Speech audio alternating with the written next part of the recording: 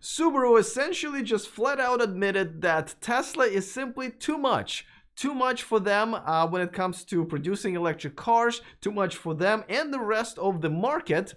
And you won't believe that where it came from. And actually, I'll tell you, it came from their president. You won't believe what he actually said.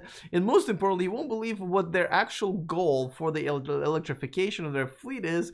It's quite amusing, for the lack of the better word. By the way, if you like to be amused with electric car news on daily basis, you came to the right place. We're the only place that does that. So don't forget to click that subscribe button. And if you already have, thank you, but there's more work to do. Click on that bell notification icon so you don't miss anything moving forward. All right, so first of all, I gotta tell you, Subaru owners are like, they love their Subarus. I personally don't get it. I do not understand Subaru cars, why they appeal to people, but people who love them, they love them. Like, it's like a Saab. Saab would be another example. Like, people who drive Saabs, they love their Saabs.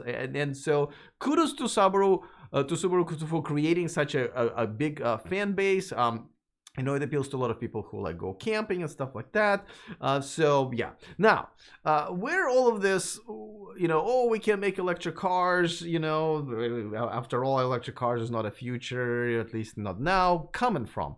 Well, the thing is that Subaru is owned, 20% of it is owned by Toyota. As a matter of fact, they just upped their stakes from like a few percent less to now 20%. So you can see where the poison has leaked out. As you know, if you watch my channel even for a little bit, you know that Toyota and Honda are my blacklist. I really hope these are the companies that actually end up going bankrupt, because they have done nothing to create electric cars, to electrify their fleet. And when they did try to do it, or the efforts that they're doing right now, have gone into completely wrong technology, which is the hydrogen fuel cell. So, and they've consistently, and this is why I make so many videos about Toyota and Honda, they've consistently basically said, yeah, this is not happening, people don't want to buy them, we're going to continue making hybrids, and that's how it's going to be.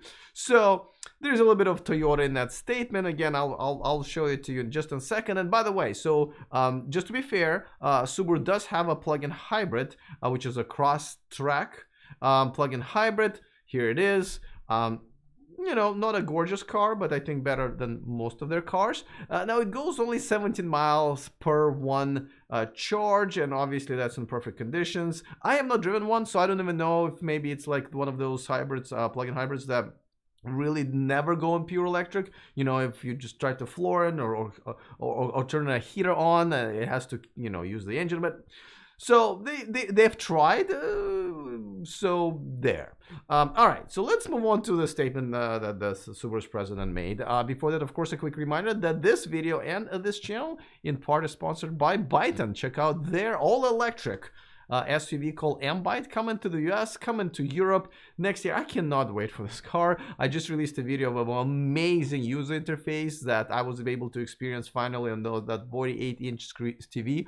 Check it out. And also, don't forget to make a reservation. It's free and takes about a minute of your time. Boom. Link is in the description of this video. All right, so let's talk about the quote from the president of Subaru. Here's what he had to say. He basically said the only EVs that are selling well are from Tesla.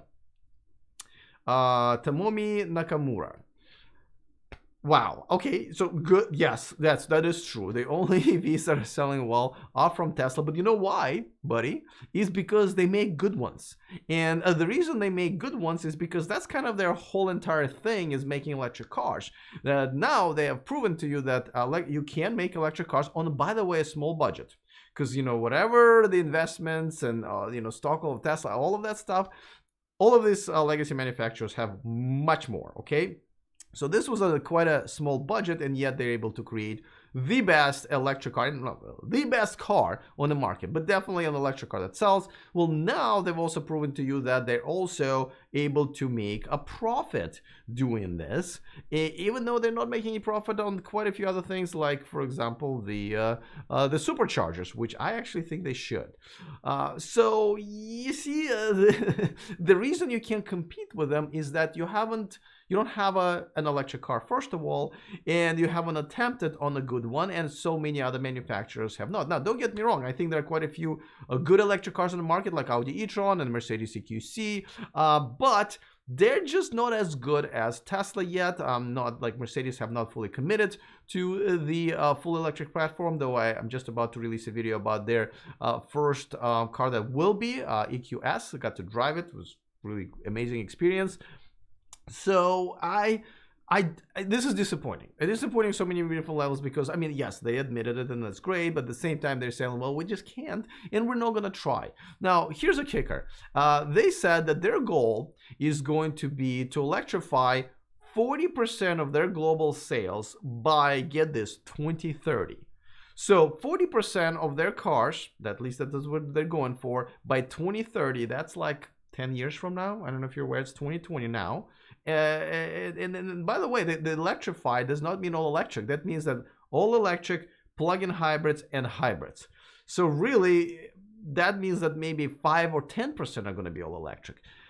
I got to tell you, some countries by 2030, which I think will definitely include Norway, will probably outlaw gas car sales by then. So, and I think China will have, if not fully outlawed, but it will be very close because they've started very aggressively, basically requiring brands that want to sell electric cars in China that their share of their electric car sales grows pretty fast, and by 2030, Subaru may not be able to sell cars there at all. So I think they're gonna, if they want, and again, here's the thing, good. I hope they go bankrupt. Like, I hope companies that at this point looking at Tesla, right, and saying, whoa, this is a good effort, we would like to do the same.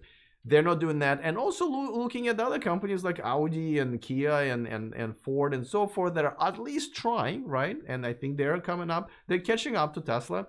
They don't go like, you know what, let us try. We're going to hire great talent and we're going to do it.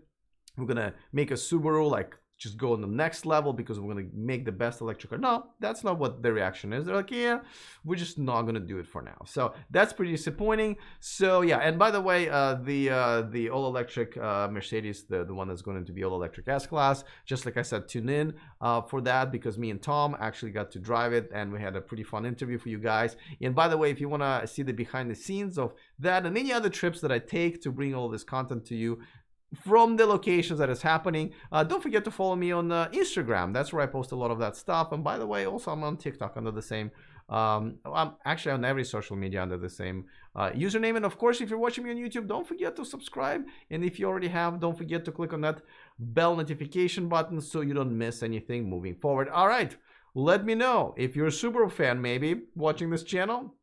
How do you feel about the brand that you like, not really willing to step into the future? Other than that, looking forward to all of those comments, and I will see you guys next time. And remember to stay charged.